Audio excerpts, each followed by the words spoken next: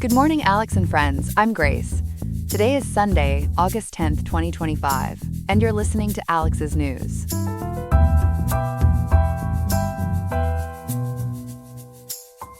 The weather in Riverside today will reach a high of 92.7 degrees Fahrenheit with a low of 71.1 degrees. Remember to stay hydrated and find some shade if you're spending time outdoors, especially as temperatures climb. Coming up on today's show, we'll delve into what's driving a Federal Reserve official's recent call for 3 interest rate reductions and what that could mean for the economy. We'll also explore the hidden energy costs associated with the artificial intelligence revolution and discuss the surprising implications for our energy consumption. All this and more coming up on Alex's News. Stay tuned.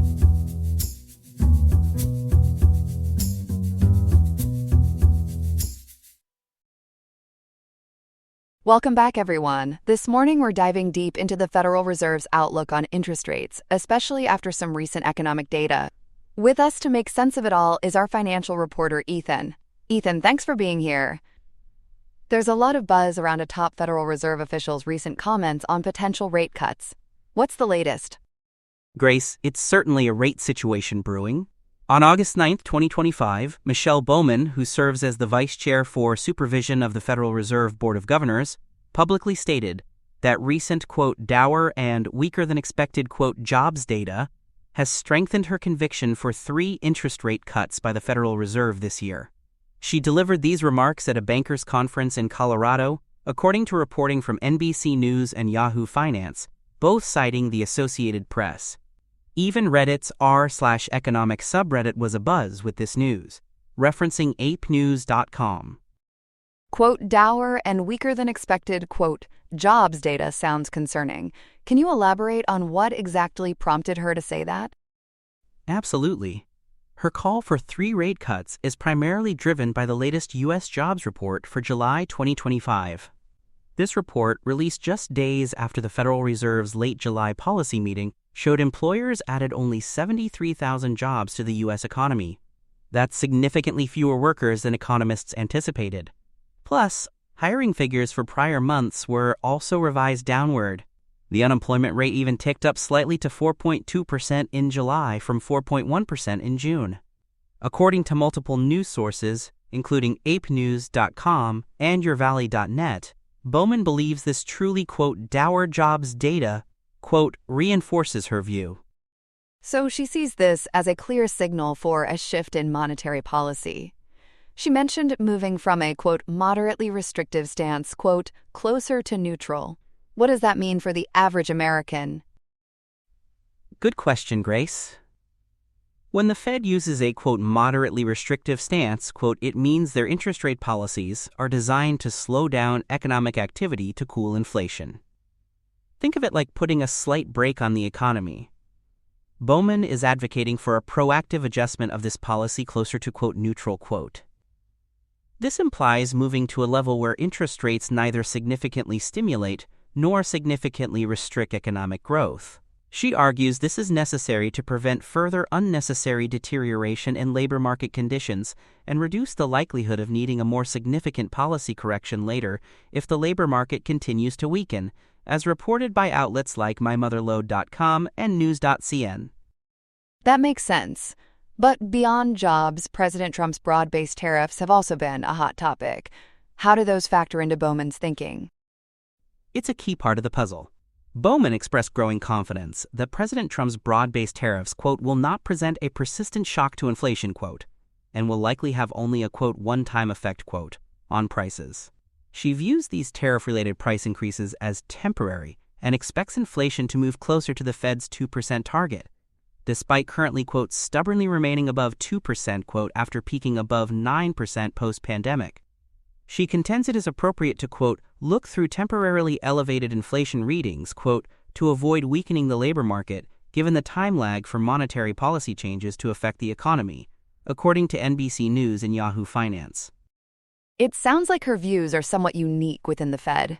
Is she alone in this thinking, or are there others who share her conviction for rate cuts?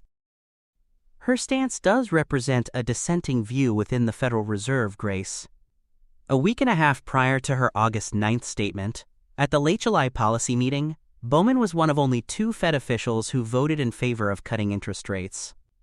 The 9 other officials, including Chair Jerome Powell, voted to keep the federal funds rate steady within its target range of 4.25% to 4.5%, a level maintained since last December. Chair Powell, as reported by NBC News, has indicated his desire to wait for more data on the impact of President Trump's tariffs on inflation before making a move. Most other Fed officials have been more cautious, citing concerns that broad-based tariffs could push inflation higher, especially with the U.S. Consumer Price Index having risen by 2.7% in June compared to a year earlier. So the Fed is really walking a tightrope here, trying to balance stimulating the economy with controlling inflation. What are the broader implications of these potential rate cuts, and what's the big concern some officials have?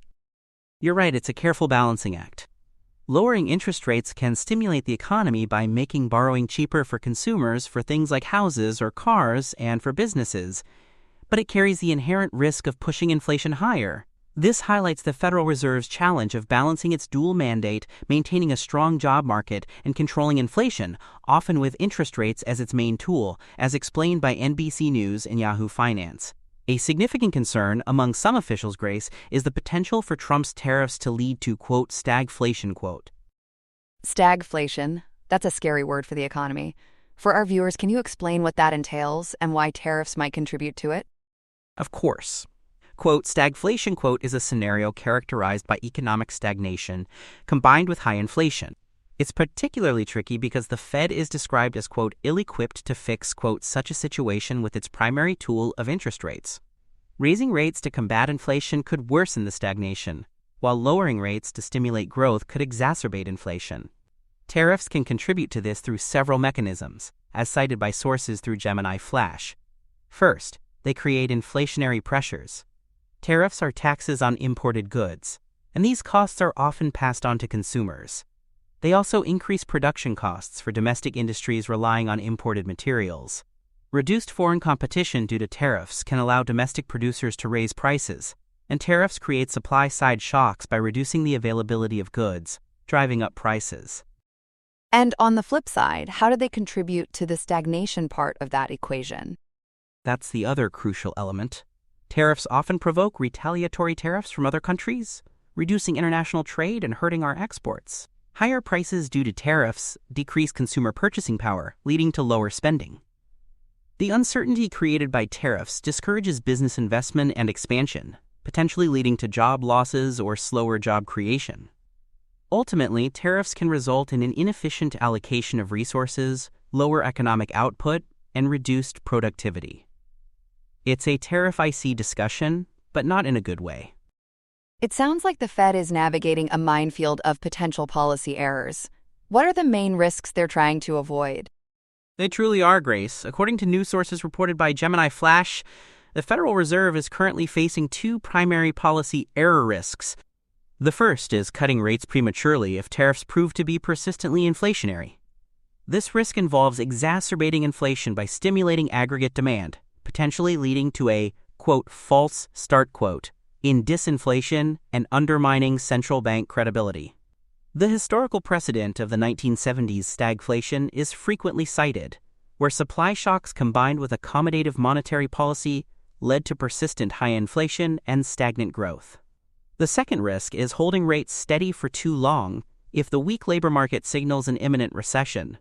This entails causing a, quote, hard landing, quote, or a deeper recession by stifling economic activity through high interest rates, leading to unnecessary job losses and economic contraction.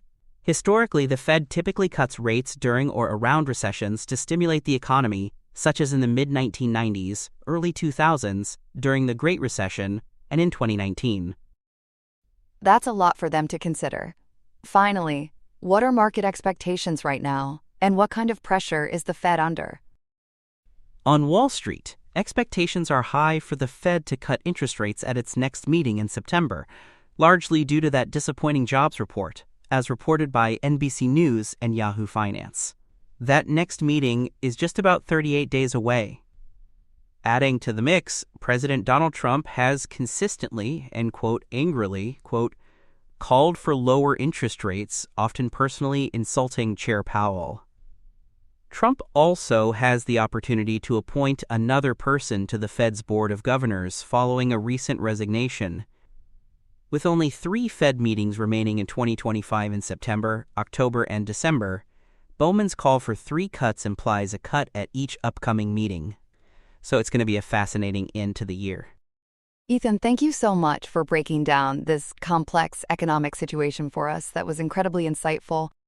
My pleasure, Grace. That was story 1 of 2. We'll be right back with more after this short break. Welcome back. Our second story this morning delves into a significant technological advancement with a surprising hidden cost. Just a few days ago, on August 7th, OpenAI pulled back the curtain on its highly anticipated GPT-5, the latest iteration of its large language model. For more on this, we turn to our tech reporter, Chloe. Chloe, what exactly is GPT-5, and why is this launch so important? Grace, it's quite a leap forward. GPT-5 is the 5th generation of OpenAI's large language model technology, arriving more than 2 years after GPT-4 made its debut. OpenAI CEO Sam Altman described it as, quote, a significant step along our path to AGI, end quote, with AGI standing for Artificial General Intelligence. He even likened talking to GPT-5 to, quote, talking to an expert, a legitimate PhD-level expert in anything, end quote, according to reporting from the Los Angeles Times. It's available now with usage limits for anyone with a free ChatGPT account and via its API. Essentially, it's a unified system integrating past advancements, focusing heavily on logic, chain-of-thought reasoning, and multimodal design. OpenAI themselves call it, quote, our smartest, fastest, most useful model yet, end quote. A PhD-level expert in a box. That sounds pretty electrifying. What specific improvements are users seeing with GPT-5 that make it so much smarter? It's smarter across the board, Grace. We're talking more useful responses in areas like math, science, finance, and law. For coding, it's OpenAI's strongest model to date, showing significant improvements in front-end generation and debugging. For example, it scored an impressive 74.9% on SWE Bench Verified. It's also a highly capable writing collaborator, better at handling structural ambiguity and producing compelling narratives. Even in health, as ABC News has uncovered, GPT-5 shows improved performance, scoring significantly higher on evaluations like HealthBench Hard at 46.2%, empowering users to be informed health advocates. Plus, OpenAI states it significantly reduces hallucinations compared to earlier versions, providing more accurate and honest responses, which is critical given past concerns. That's a lot of impressive advancements. But with all this new power, what about the competitive landscape? How is this launch impacting the AI race? The AI landscape is incredibly competitive, Grace. Rival Anthropic released the latest version of its chatbot Claude earlier this week. Microsoft, a longtime OpenAI partner, has already announced integration of GPT-5 into its Copilot assistant, intensifying competition with Google and other tech giants. OpenAI, which started as a nonprofit, is now valued between $300 billion and nearing $500 billion, a staggering figure that underscores investor enthusiasm, even with the ongoing lawsuit from Elon Musk. JP Morgan Chase, for instance, views OpenAI as a, quote, bellwether, end quote, for the AI industry, though they note an, quote, increasingly fragile moat, end quote, suggesting it might be hard to maintain a sustained competitive edge. So while Sam Altman hailed GPT-5 as a, quote, major upgrade, end quote, some early reports suggest its improvements, though significant, might be seen more as an incremental update rather than a, quote, paradigm-shifting breakthrough, end quote. It sounds like the race to build the smartest AI is really heating up. But Chloe, there's also a darker side to this technological surge, isn't there? We're hearing more and more about the energy demands of these massive AI models. Can you shed some light on that? You hit the nail on the head, Grace. The rapid proliferation of energy-hungry data centers, vital for powering AI models like GPT-5, is straining existing power grids and leading to rising electricity bills. Data centers are incredibly energy-intensive. A single large data center can demand over 100 megawatts, which is equivalent to the annual consumption of approximately 350,000 to 400,000 electric vehicles. According to the International Energy Agency, global electricity demand from data centers is set to more than double by 2030, consuming an amount comparable to Japan's entire electricity consumption today. In the United States, data centers are on track to account for nearly half of the growth in electricity demand between now and 2030. This immense demand compels utilities to undertake expensive infrastructure upgrades, which are then passed on to ratepayers through higher bills. For example, as reported by the PJM Interconnection, customers in states like Maryland, Ohio, Pennsylvania, New Jersey, and West Virginia are projected to see bill increases of 15 to 20% in 2025 alone. Those are some shocking figures. So what are states doing to address this growing energy appetite? Are they trying to rein in this power-hungry technology? Absolutely, Grace. States are facing significant pressure. Many are proposing mandates for AI data centers to use renewable energy, like Connecticut proposing at least 50% renewable energy. New York is even considering legislation for 100% renewable energy by 2050. States like Maryland are requiring studies by September 2026 to understand the environmental and energy impacts, and New Jersey has enacted a law to study the impact of data centers as well. Legislators in Georgia, California, and Virginia are aiming to place more infrastructure costs directly on data center developers, rather than spreading them across all customers. Oregon lawmakers, according to reporting from the Oregonian, passed legislation ordering utility regulators to develop new, higher power rates specifically for data centers. And finally, states are reevaluating tax incentives, with Georgia lawmakers passing a bill to halt the state's data center tax break until power use could be analyzed. That's a lot of legislative maneuvering. But is there a paradox here? Can AI actually help solve the very energy problems it's creating?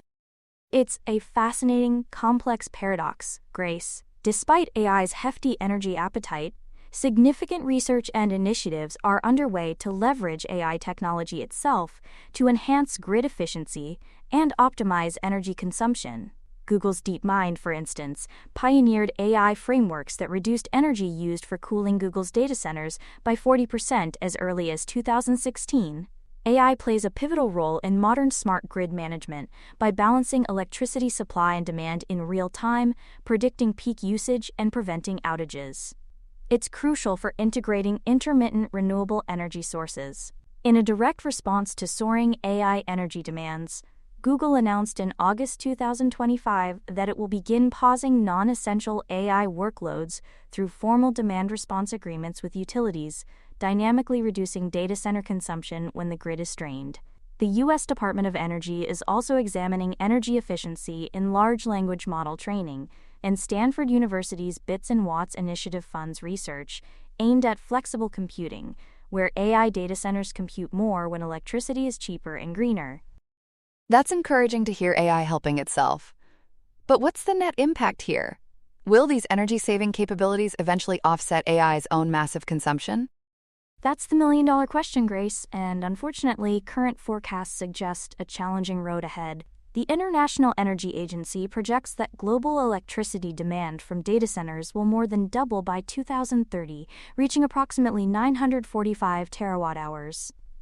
Goldman Sachs forecasts a 50% increase in global power demand from data centers by 2027 and up to a 165% increase by the end of the decade. The issue isn't economic disparity. The market is heavily incentivized to fund and deploy large, general-purpose AI models like GPT-5 due to their vast commercial potential and the, quote, race to scale, end quote. Major tech developers are dramatically increasing capital expenditures for AI data centers, expecting to spend nearly $400 billion this fiscal year. This aggressive pursuit of performance often overlooks energy efficiency. As a PwC study modeled, if AI use continues at its current pace, data centers could consume 13 to 16% more energy by 2035, compared to a scenario where AI use remains at today's levels. So while AI offers substantial avenues for energy savings in other sectors, its direct energy consumption is projected to be overwhelmingly negative in the near future, putting considerable strain on power grids. It's truly a complex economic paradox. Chloe, thank you for breaking down what is truly a cutting-edge and very relevant story for all of us. It sounds like AI is going to keep us all on our toes, especially when it comes to our utility bills. My pleasure, Grace. We appreciate you shedding light on this powerful topic. Here are some other headlines. It seems the University of Minnesota is about to get a lesson in the School of Hard Knocks. More than 400 service workers across all 5 campuses are preparing to strike on August 20th, a move that could disrupt Student Move-In Week. Teamsters Local 320, which represents employees from custodians to food service staff, says a 97% majority voted to authorize the walkout after contract negotiations stalled. The union is fighting for better wages to combat inflation, arguing the university's offer of a 2.5% raise would be wiped out by a proposed 10% increase in healthcare costs.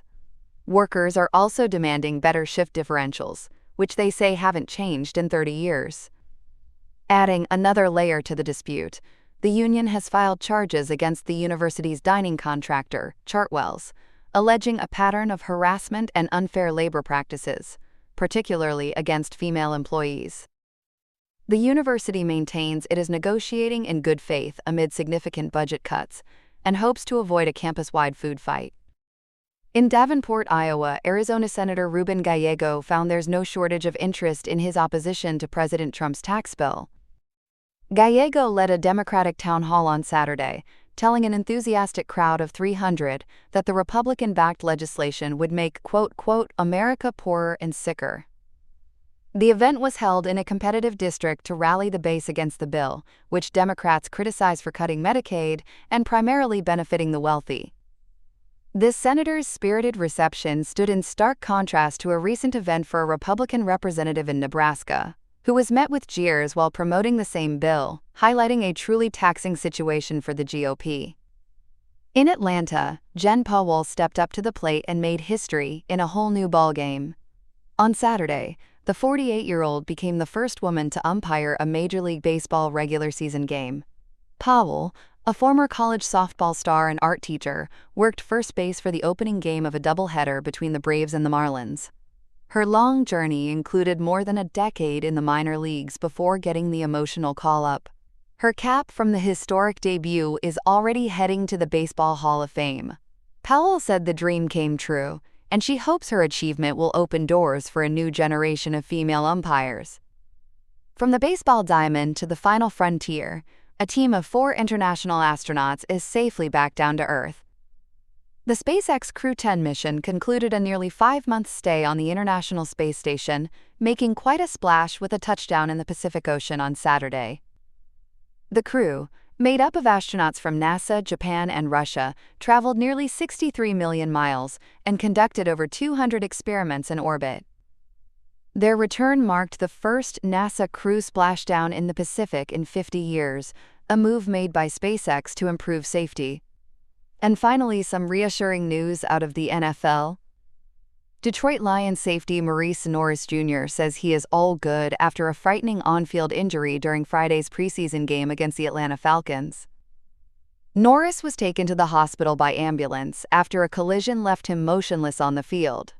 The game was suspended out of respect for the serious situation. But Norris took to social media from the hospital to thank fans for their support, and a teammate later shared a photo of him smiling on a video call. It's a relief to see him tackling his recovery with such positive spirits. That's all we have for now. Today's episode was made by Alexander King with Claude Sonnet 4.0, Gemini Pro 2.5, Gemini Flash 2.5, and Google Cloud Text-to-Speech. I hope you have a great day. I'll see you tomorrow, Alex.